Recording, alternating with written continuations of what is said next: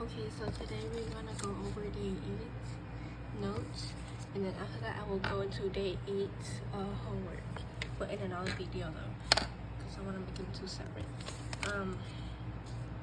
First we're gonna go over SAS Inequality, which is okay, so I'm not gonna read this, it's too much, but look at this right here. If RS is congruent to AB, and ST congruent to BC, and measure of angle S is larger than measure of angle B, then RT is larger than AC. That's because you see how RT has the opposite number is 80, and then AC has the opposite of 60. That tells you how long the segments are, not like how exactly the number, like, you know, because they don't say that AC is equal to 60, but they're saying as like, AC is as long, approximately like 60, and RT is approximately 80, so that makes RT longer than AC. Okay, like it just tells you how long, which line is longer than which. Okay, it tells you which segment is longer than which segment. It doesn't tell you the exact number of that segment, okay, the exact distance of that. Now let's take a look what I mean by that. So you see right inequality relating to the length of CD and AD. So CD and then DA. Okay, so let's look at CD first. For CD, you see how the opposite of CD is 28. See how this segment is opposite of 28. That tells you that CD is 28 approximately. And then look at AD. You see how AD is the opposite of 22. That tells you that AD is approximately 22. And so which makes CD longer than DA, because CD is 28, DA is 22. That is why I put that the answer. And the rest of these is the same. Also, when you never mind, I'll talk about it when we go to the next page. Never mind. Okay, so let's go to the equations. Okay, find the range of the possible value of x. So okay, so they're saying find x, and look at here. You see how x is in this number right here. The reason why I put this as for the equation was because, okay, you see how they says that this segment right here is congruent to that, right? And then they told you 50 is congruent to that side. That this segment is congruent to this segment because they both are 50, right? And you see how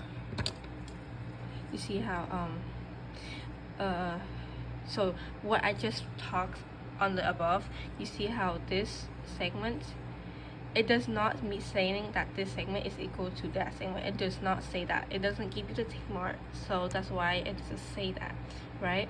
But what it tells you is that this segment is the opposite of 55, which means this segment is approximately 55, right? Not equal to 55, but approximately, like, yeah, it's around like that.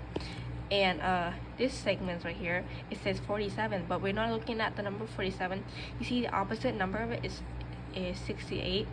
You see how 68 is larger than 55, which tells you that 48 is bigger than 5x plus 2. Because you see how, okay, so you see how I put CD out, I write out CD, and then I put the number opposite with CD on top of it to determine the number of it. And then AD, I put out the number 22 on top of it, and it tells me that 28 is larger than 22.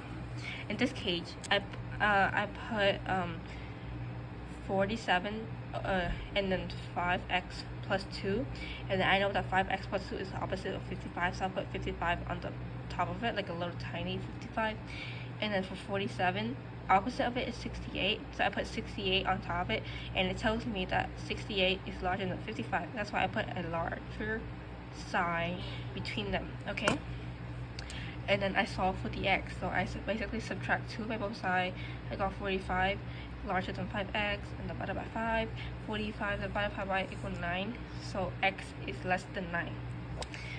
But that's not it for the question, for the answer. We want to know how x approximately are, like what the x number is, right? We don't know. We know that x is less than a 9, but we don't know like what number to be exact, right? So you see how it tells you that the measure of any segment is always greater than 0. What it means by that is a segment has to be a positive number or greater than 0. It cannot be negative number, it cannot less than 0, it cannot be 0. Because, okay, so you see this segment is long. That tells you it has a number that is positive, right? And it can't be 0, because if it's 0, it would be just probably a dot, or not even a dot, it's probably an empty blank. And that is not a segment, that's an empty area, right? If that's a dot, that's probably like points. Or 1, like that's a dot. We don't talk about dots, okay? So that's what it basically means by a segment has to be greater than 0, because it would make sense for this line to be something greater than 0, but not 0. Okay, so we know that any segment is always greater than 0. So I put that segment down and I said that it's greater than 0. See that? So 5x plus 2 is greater than 0. And then I subtract 2 by both sides. So 0 subtract 2 is negative 2. And then negative 2 divided by 5 is negative 2 over 5. So x is larger than negative 2 over 5. And you see? So I know that x is larger than negative 2 over 5 and x is less than 9. So we put the x between 9 and negative 2 over 5. That's what it basically means for this, okay? Now let me explain number 6. Give me a second.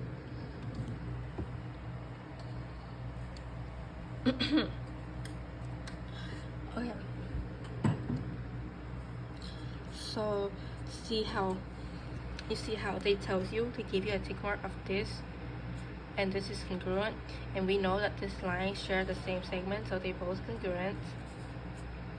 Okay, so they tells you that this line, this segment right here is 3x subtract 5, and this segment right here is 2x plus 3. And this number opposite to 3x subtract 5 is 27. You see that?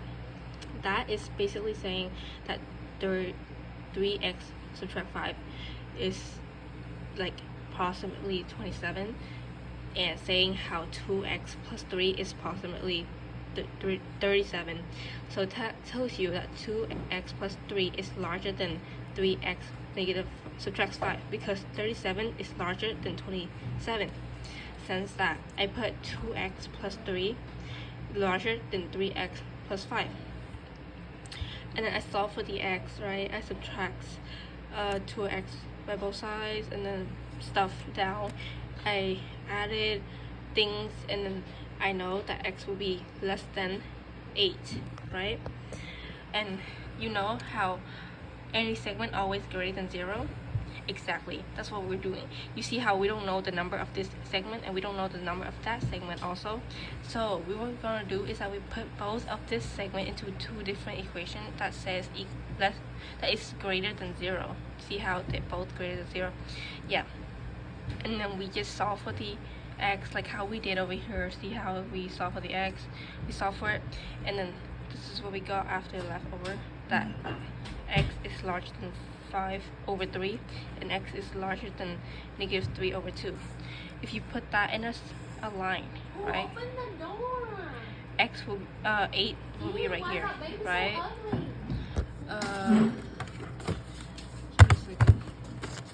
I want to turn that into decimal to see where it will be fitting in this line. So 5 divided by 3 will be 1.667. So we know that this one will be right here, 5 over 3, and then negative 3 over 2 divided by 2, negative 1.5.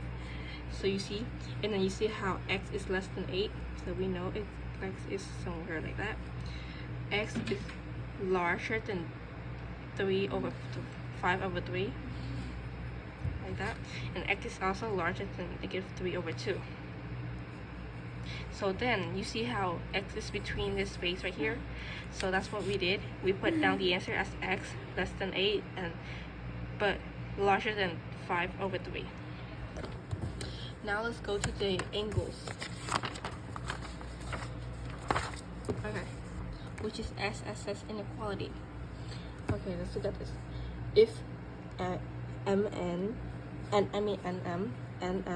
is equal to SR, and then MP is equal to RT, like they told you the number that tells that it's equal to, right? And then you see how 38 and 38, and then 23 is 23.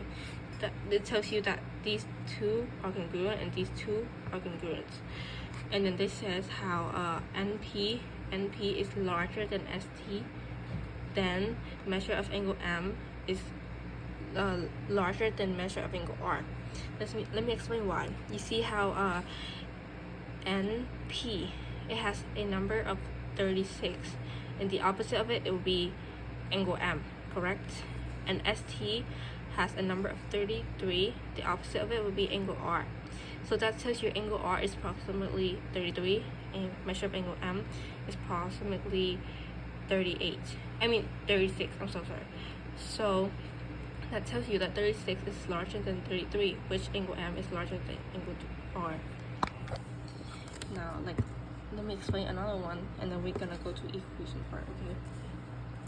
You see, write an inequality related to the measure of angle ABD and angle CBD. Okay, so angle ABD. Okay, this is important. I know you always mess up on this. Let me put aside, okay? Let me put to aside first. I've been noticing that whenever you look at an angle, you get this wrong all the time, and you put down the wrong angle. And when I know what you mean. Okay, so let me tell you what it is. So you see how this angle, right? And there would be another angle like that, and this angle we are APS. Let's say that, okay? You see how once it has this like that, it tells you, you know that there is two angles in here. One is angle SAR, one is angle RAP, right? See, if you separate it out, it will be SAR and an angle RAP. SAR, RAP. See that?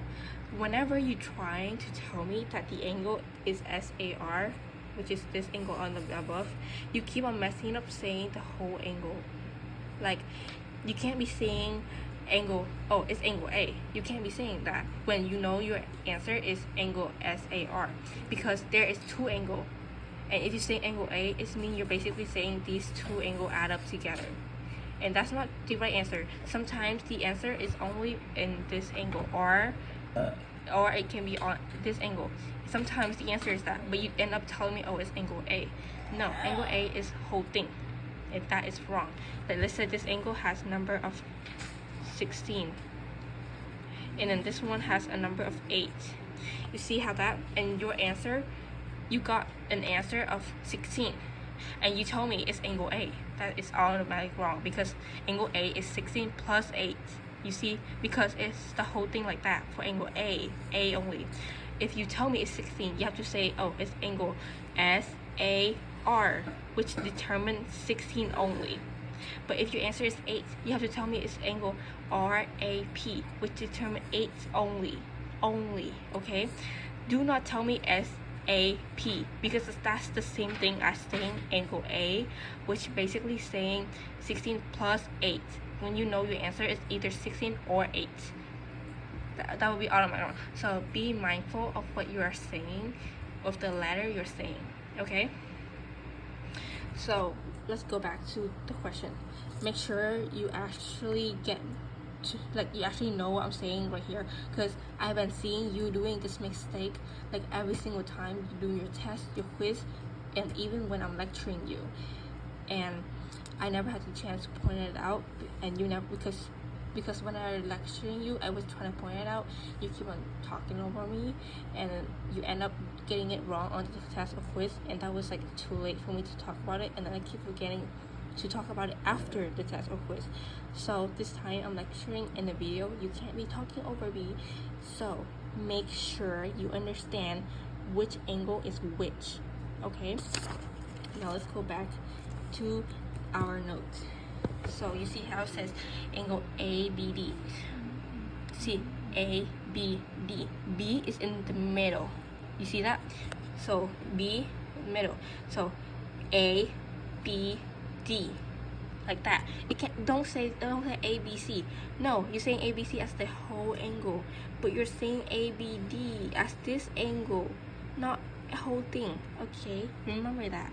So ABD is 16, opposite to 16, correct?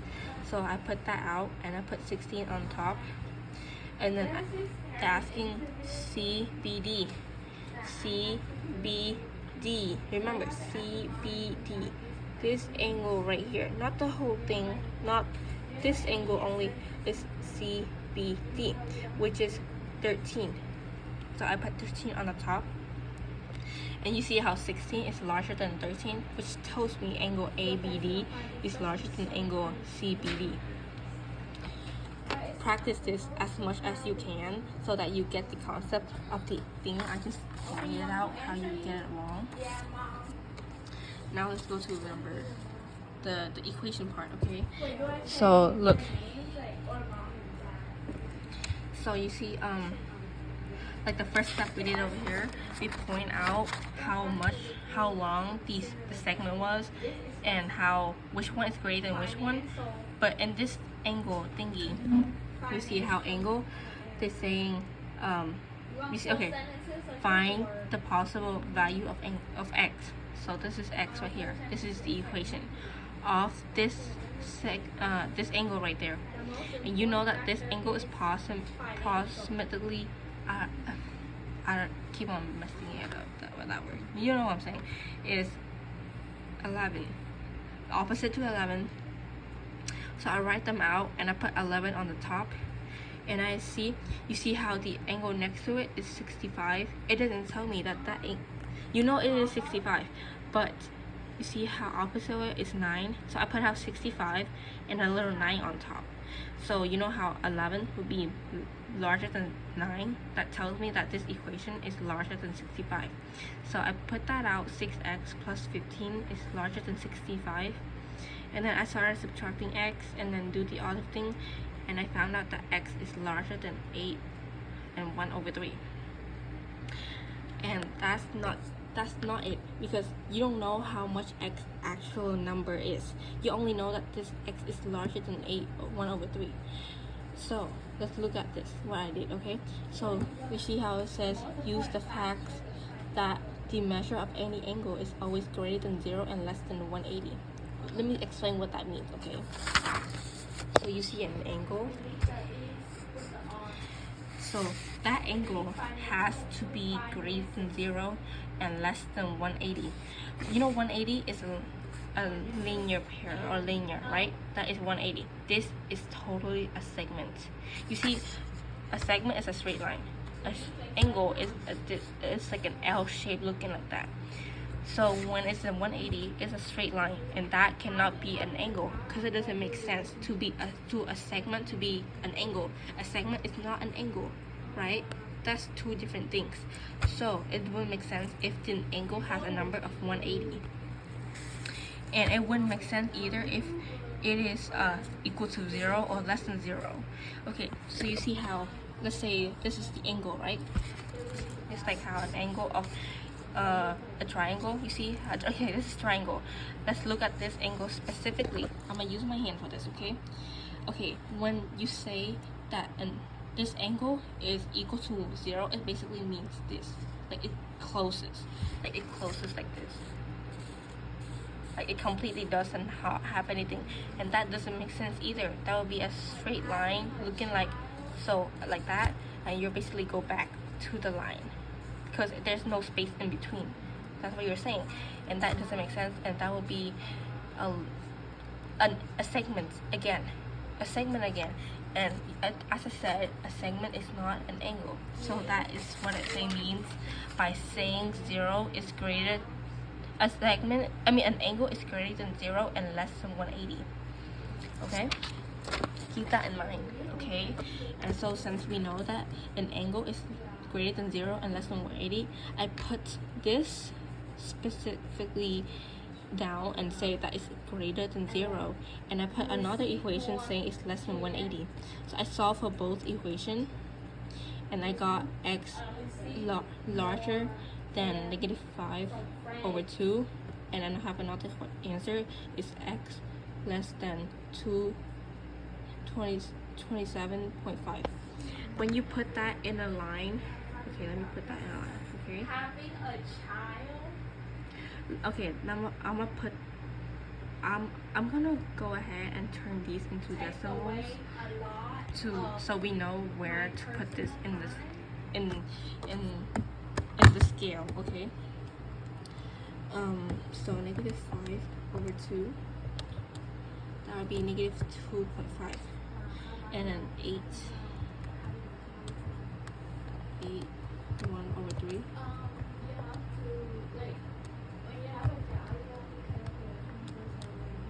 That'd be 8.333.